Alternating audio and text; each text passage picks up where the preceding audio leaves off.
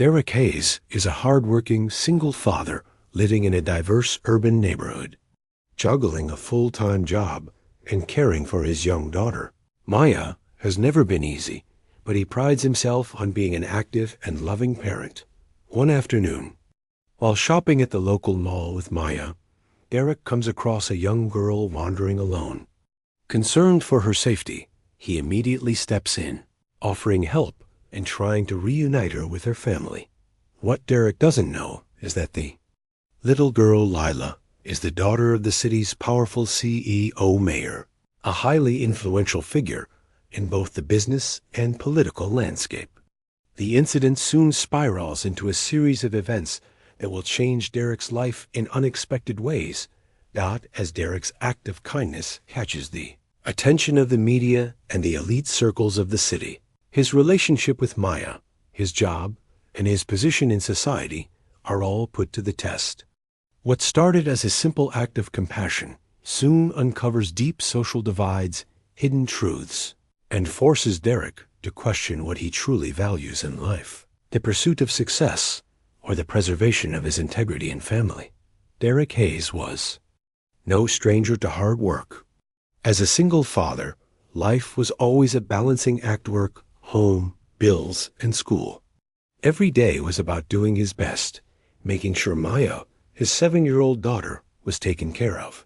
He had learned to juggle it all after his wife passed away, leaving him as both mother and father to a bright-eyed girl who had his heart.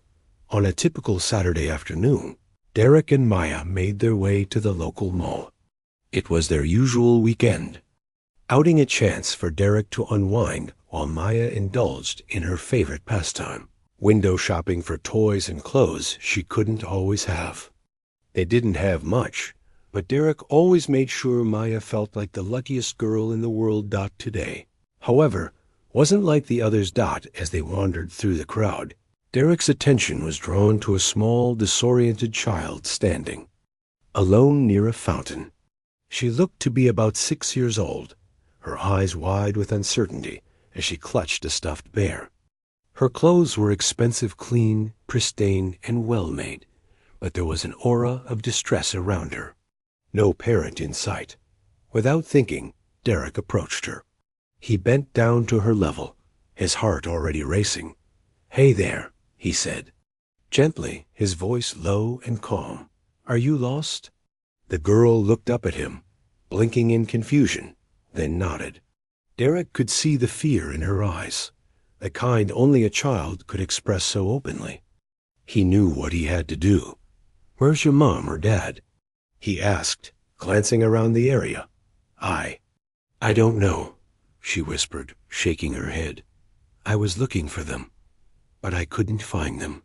Derek took a deep breath, trying to stay composed. He could feel the anxiety growing in his chest, but he couldn't let the little girl see it.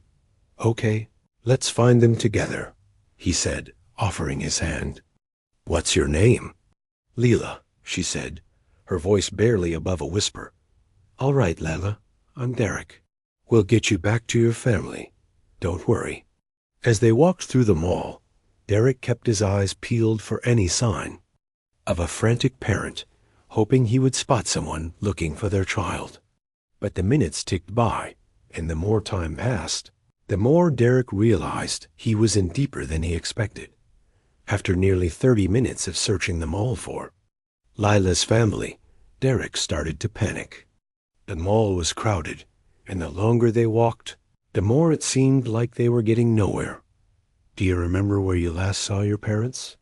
Derek asked Lila, crouching down to her eye level again. Lila shook her head, her lower lip trembling slightly. "I just went to the toy store, and when I turned around, they weren't there anymore." Derek's stomach twisted. He could feel the pressure mounting. There was something wrong here, something about the girl's demeanor, the way she looked at him. He couldn't quite place it, but it didn't feel like the typical lost child situation. He had already called mall security, but it wasn't until a few minutes later, when a woman approached them, that the situation escalated. "Lila, there you are," the woman exclaimed, rushing forward. The woman was impeccably dressed in a sleek suit, her hair tied in an elegant bun. She looked at Derek with a mixture of confusion and gratitude, but it was the relief on her face that stood out the most. Leela ran to her, and the two embraced tightly. Derek stood there, slightly relieved, but still unsure of the magnitude of the situation. Before he could say anything, the woman turned to him. "Thank you. I don't know what I would have done if you hadn't found her," she said, her voice tense but grateful. "I'm Eva Wells, Lila's mother. I'm terribly sorry for the inconvenience." Derek stood awkwardly for a moment, trying to find the right words. "It's no trouble at all," he said, offering a slight smile. "I'm just glad she's safe." Eva's eyes narrowed for a moment, scanning Derek as if she were trying to place him. Then she seemed to snap back to reality and shook his hand firmly. "You're welcome to join us for a drink. Lila and I owe you that much," she said, her tone softening. "And we should get you home, too." "I insist." Derek hesitated. There was something about the way Eva spoke. She had the air of someone powerful, someone who had connections that stretched beyond just being a regular mom.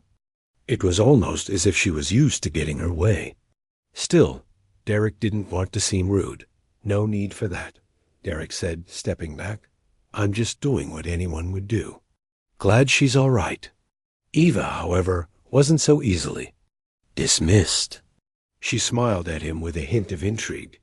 "Well, Derek Hayes, I'm sure we'll see each other again.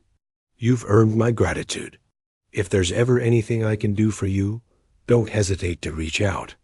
Before Derek could respond, Eva and Lila walked off, vanishing into the crowd. The whole interaction left him feeling more confused than before. Who was she really? And why had she seemed so familiar yet distant? 2 days later, Derek's phone rang. He glanced at the caller ID. It was a number he didn't recognize. "Hello? Mr. Hayes? This is Eva Wells. I hope I'm not disturbing you," came the voice on the other end of the line. "I wanted to thank you again for helping my daughter. I realize I didn't properly introduce myself the other day. I'm the CEO of Wells Enterprises, and I also work closely with the city's administration. You may have heard of me." Derek's heart skipped a beat. CEO? He hadn't known. I'm honored to speak with you," Derek replied, trying to keep his tone casual. "It was really nothing, just trying to help," Eva continued. "It's not nothing. I've had my people look into you. You're an upstanding citizen, a single father working hard to give your daughter a good life. That means something to me." Derek didn't know what to say. He had heard of Wells Enterprises, but he wasn't involved in any political circles. It all felt so distant from his everyday life. But before he could voice his thoughts, Eva pressed on. "Actually, there's something I'd like to discuss. I think you could be a valuable asset to the city, to the people. Let's meet. I'll make it worth your time." Derek's mind was racing. What did she want from him? Derek's life was about to change in ways he couldn't yet understand. Eva Wells wasn't just a powerful CEO. She was connected to every corner of the city's business and political landscape, and her offer to him wasn't just a token of gratitude. Derek had unknowingly stepped into the complex web of influence that governed their city, a web that would soon change his world forever. Derek sat at his small kitchen table, staring at the invitation in his hand. Eva Wells had sent it to him in a sleek envelope, one that he could tell was designed to impress. The invitation was for a gala and exclusive event at one of the most prestigious venues in the city. Eva had made it clear that it wasn't just a social gathering. It was an opportunity for Derek to meet influential people who could help him make a difference in the community. The idea of attending such a high-profile event felt like stepping into a world he had never been a part of. He had always focused on his daughter, his work, and his community. He wasn't used to the world of CEOs and politicians, but Ava's words echoed in his mind. You could be a valuable asset to the city. Maya's voice broke through his thoughts. Dad, are you going to that party? Derek sighed, still unsure. It's not really my thing, baby. But I think it's something I need to do. Well, you're going to look so cool. You'll make new friends, and maybe even get me some. New toys, Maya said with a grin, clearly more excited about the prospect of free gifts than the networking. Derek chuckled. I'll try not to embarrass you, kiddo. The gala was unlike anything Derek had ever experienced. Held at a massive ballroom, the event was filled with polished suits, elegant gowns, and the unmistakable hum of power and money. He stood near the entrance, feeling like a fish out of water. Maya's encouragement had given him the nerve to attend, but now that he was here, he felt like he didn't belong. As he made his way through the crowd, he saw Ava standing by a large window, speaking with a group of people. She spotted him almost immediately and waved him over. Derek, I'm so glad you made it, she said with a warm smile, her tone so welcoming that it eased some of his nerves. I wasn't sure what to expect, Derek admitted, looking around at the glitzy crowd. This isn't exactly my scene. Eva laughed. I understand. It can be overwhelming, but you'll get used to it. I think you'll find you have more in common with these people than you think. Just as Ava finished speaking, a man with a sharp suit and cold eyes approached them. He gave Derek a quick once-over before shaking his hand firmly. This is Daniel Riker, Eva introduced. He's a close associate of mine. Daniel, this is Derek Hayes, the man I was telling you about. Daniel's eyes narrowed, sizing Derek up. The single father, right? He asked, his voice dripping with judgment. Before Derek could respond, Eva cut in. Yes, and he's someone who's been doing good work in this city. I think you two will get along just fine. She smiled at Derek, almost as if signaling him to play along. Over the next few weeks, Derek found himself in meetings and dinners with people he never thought he would encounter. The network Eva had introduced him to included powerful business leaders, politicians, and philanthropists, all people who could make or break careers in the city. Most of them were polite but distant, sizing him up without saying much. But then there was Daniel Riker, who began to show an unusual interest in Derek's background. They had several discussions about his experience as a single father, the struggles he faced, and his desire to make a difference in the community. Riker, it seemed, was impressed by Derek's work ethic and his genuine concern for others. Slowly, a business relationship began to form between them, one that went beyond mere pleasantries. Ava, for her part, continued to be an enigma.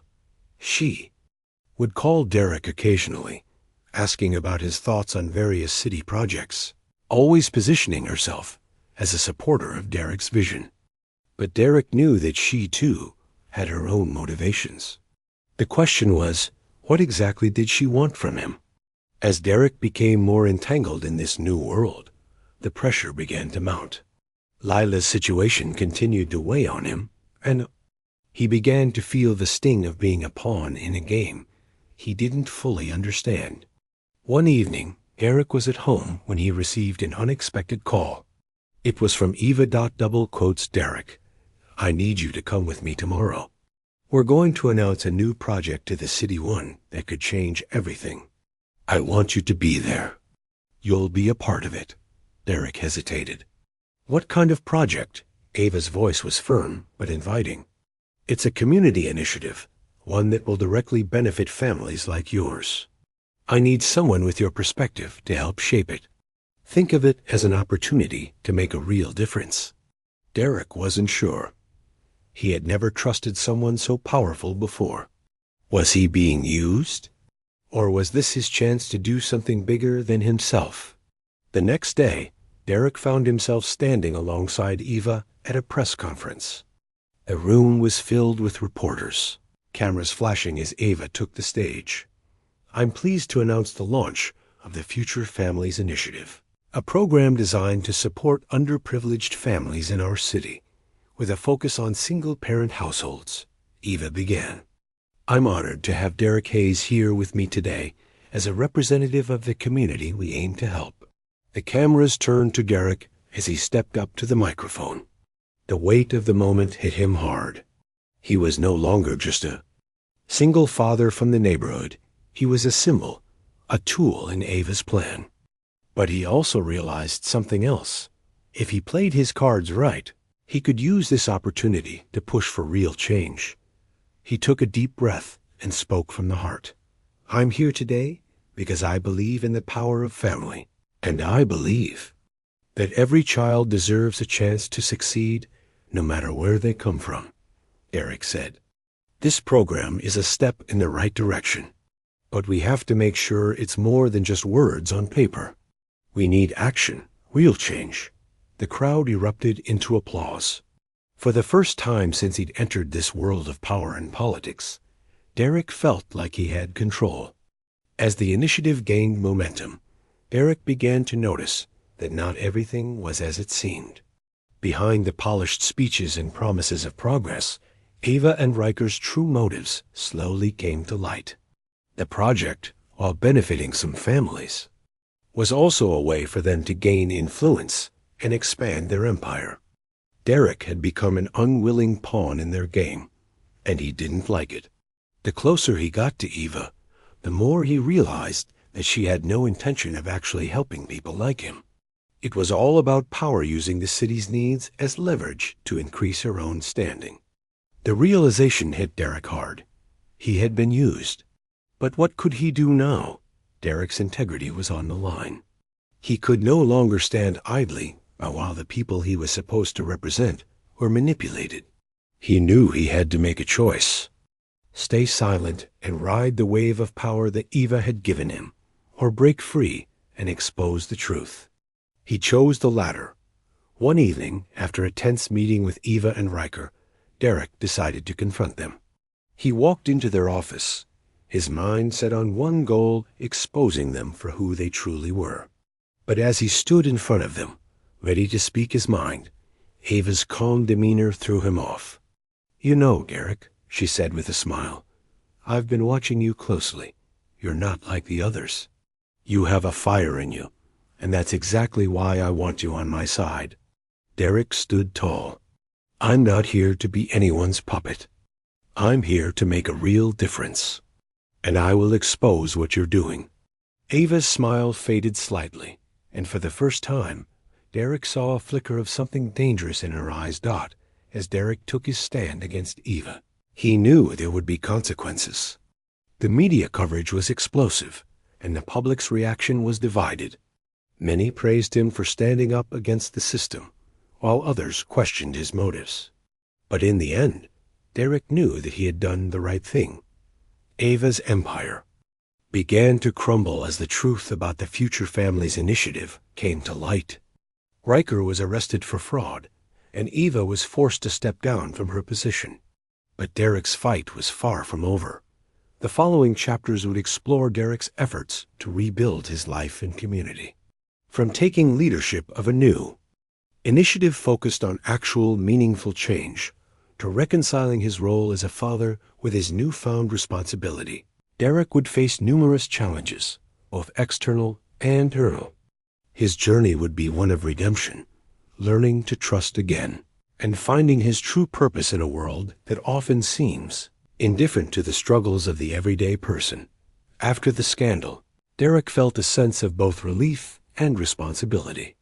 His actions had brought the truth to light, but now he faced the immense task of picking up the pieces of his life, his reputation, and most importantly, the future of the community. The city had been divided in its opinion of him, with some labeling him a hero and others a troublemaker. But one thing was certain: he had become a symbol of resilience in the face of corruption. The next day, Derek met with several community leaders. They were skeptical at first, questioning his motives and whether he was truly in it for the people. But Derek's sincerity spoke volumes. He laid out his vision for a new Initiative One that focused on tangible outcomes rather than empty promises. This time, It wasn't about political leverage or personal gain. It was about creating opportunities for the most vulnerable in society. There's no quick fix, Derek told the group. We need to invest in education, job training, affordable housing, and mental health support. The only way to bring real change is by giving people the tools they need to succeed, not by making them dependent on the system. Gradually, the community leaders came around, impressed by Derek's genuine desire to make things right. His reputation as a man of integrity began to spread, and soon he had the support of both grassroots organizations and some of the city's more progressive figures. Derek's first real test came when he was invited to speak at a town hall meeting. The room was packed with concerned citizens, some of whom had lost faith in any kind of institutional change. They had been promised solutions for years only to see the rich and powerful exploit their hardships for political gain. Standing before the crowd, Derek felt the weight of their skepticism. These weren't just random citizens. These were people who had been left behind, ignored, and used. His words needed to matter. I know you're tired of being let down, he began, his voice steady. But I'm here to tell you that things can be different. I know it won't happen overnight, but together we can create something lasting, something that puts our families first. The room was silent at first, and then, slowly, people began to nod. It wasn't a victory yet, but it was a start dot as Derek began to gain traction in the community. He faced another battle securing funding for his initiatives. Banks, politicians, and business leaders were hesitant to back him, seeing him as a wild card. They didn't trust someone who had challenged the established order, especially someone who didn't come from the traditional circles of influence. But Derek wasn't willing to back down. He used his platform to rally support, speaking at rallies, hosting fundraisers, and gaining media attention. He appealed directly to the people, those who had the power to make a difference. Slowly, the tides began to turn. One evening, as Derek prepared for another meeting with potential donors, he received a surprising call. It was Eva Wells. I know you've been working hard to get your initiative off the ground, she said, her tone more neutral than Derek had ever heard it before. I'm willing to back you. Not the way I did before, but this time it's on your terms. I want to help make it right. Derek's mind raced. Could he really trust her? After everything that had happened, was this a genuine offer, or was she simply trying to save face? I appreciate the offer, Derek replied cautiously, but I need to do this on my own. If you want to help, you can start by staying out of my way. There was a long pause on the line, and then Ava's voice softened. Fair enough.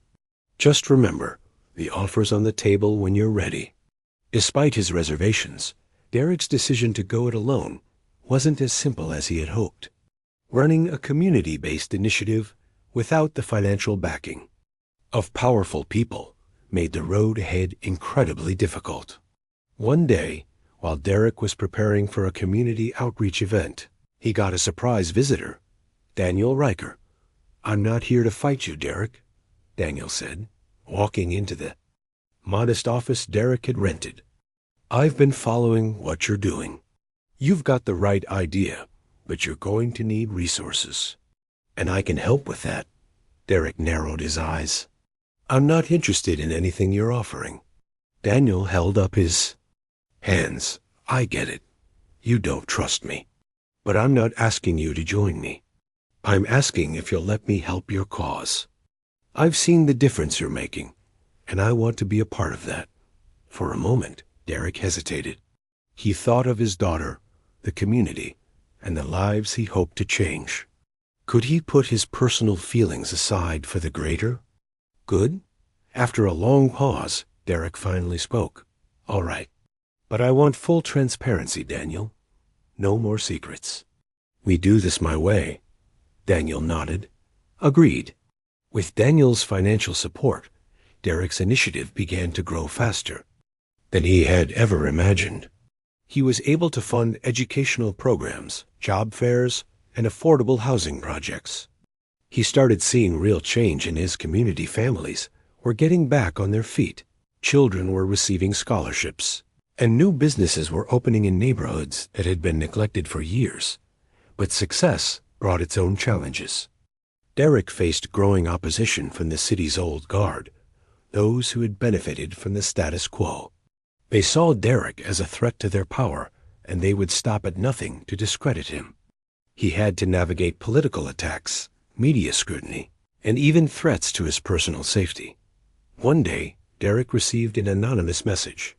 "You're in over your head. Step aside or we'll make you." He knew the forces he was up against were powerful, but Derek was determined to stay the course. He wasn't just fighting for himself. He was fighting for the people who had always been ignored, for the single mothers and fathers, for the children whose futures had been written off. As Derek continued to press forward, he uncovered a shocking truth. Eva Wells, the woman who had once seemed like his greatest ally, was still pulling strings behind the scenes. Though she had distanced herself publicly, she had been subtly undermining his efforts, trying to reclaim control of the city's resources. The discovery hit Derek like a ton of bricks. He had trusted her, and now he realized that she had only been using him as a pawn in her own game.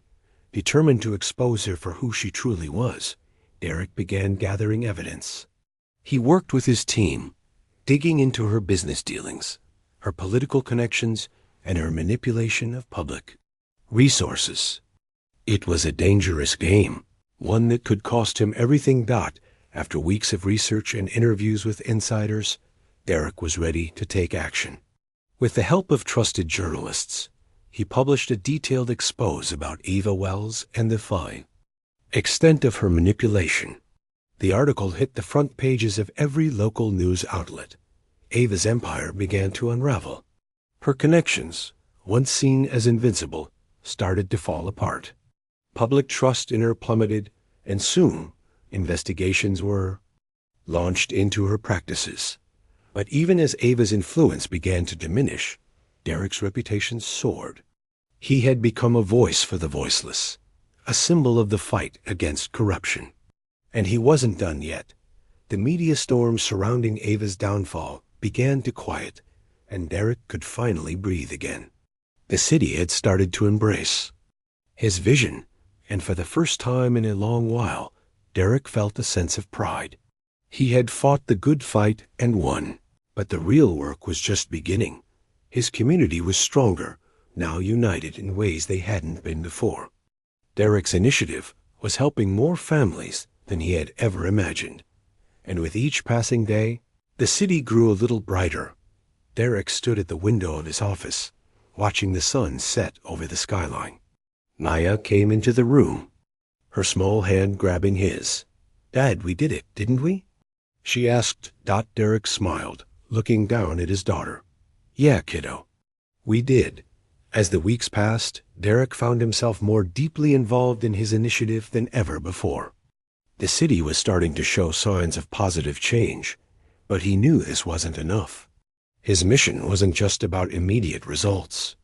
It was about creating lasting, systemic change. The community centers he had helped establish were thriving. People were coming together to share resources, support one another, and build their futures. Derek had implemented job training programs that were proving successful, and the first wave of scholarships for single mothers and fathers had been awarded. However, with success came new challenges. As Derek's influence grew, so did the pressure. The old political guard wasn't ready to give up without a fight. Business owners who had once been silent were now openly opposing his initiatives, seeing his work as a threat to their established ways of doing business. One afternoon, Derek sat in his office, looking over a proposal for a new affordable housing project. He was interrupted by a knock at the door. Maya, his bright-eyed daughter, entered with a smile on her face. "Dad, there's a family who needs help. Their house got flooded, and they don't have anywhere to go. Can we help them?" she asked, a sense of urgency in her voice. Derek smiled and nodded, pushing his papers aside. "Of course, Maya, we help people always."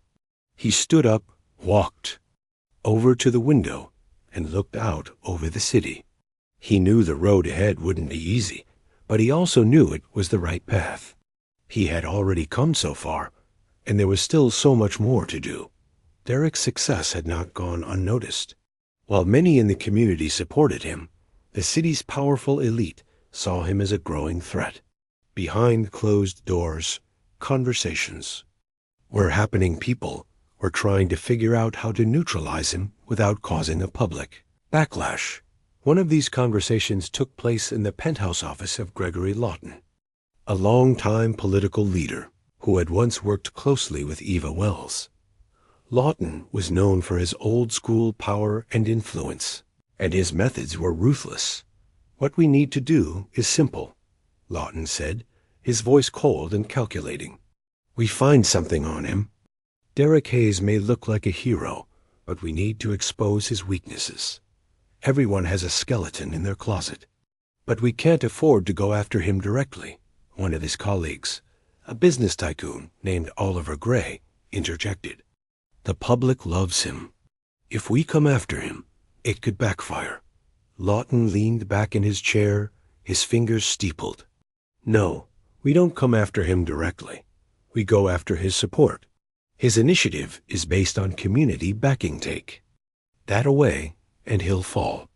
If we can discredit the people behind him, the whole thing will unravel."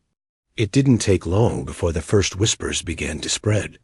False rumors about Derek's initiative started circulating, accusations of embezzlement, mismanagement of funds, and even shady connections with organized crime. The media, ever hungry for scandal, picked up on the stories, and soon Derek was once again thrust into the spotlight. But this time, it was a very different kind of attention. Derek was blindsided. The smear campaign was insidious, and it hit him from all sides. Some of the people he had trusted the most in his initiative were now turning their backs on him, either because they believed the rumors or because they were afraid of being caught. Up in the fallout, one evening, as Derek sifted through the reports, he received a call from an unknown number. He answered, his voice weary. "Derek, you need to be careful," the voice on the other end said. It was Eva Wells. "Why are you calling me now?" Derek replied, his voice sharp with skepticism. "I know you're being targeted," she continued, "but you need to hold strong. They're trying to destroy everything you've worked for. I didn't agree with everything you did, but I respect what you're trying to build. Don't let them win." Derek was taken aback by her sudden change in tone, but there was no time for questions. He had to act fast. Derek's first instinct was to retreat, to protect himself and his family from the attacks. But then he remembered the promise he had made to the community to fight for them. And so he did what he knew best. He turned to the people. He called an emergency town hall meeting. The room was filled with supporters, families, individuals, and business owners who had seen the positive changes Derek's initiatives had brought to their lives. He needed their support now more than ever.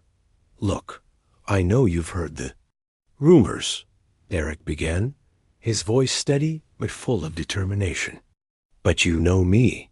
You know what I've done. The truth is on our side. This smear campaign is designed to tear us apart, but we're stronger than that." A murmur of agreement rippled through the crowd. Derek could feel the unity in the room. They weren't going to let the powerful elite take away what they had built together. "This city belongs to all of us, not just a few people at the top," Derek continued. "If we stand together, we can keep moving forward. We can't let them destroy everything we've worked for."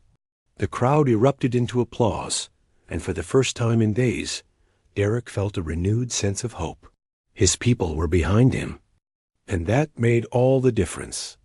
The media coverage continued, but Derek knew he needed to take the fight directly to those who were trying to tear him down. He took to social media, speaking directly to the people.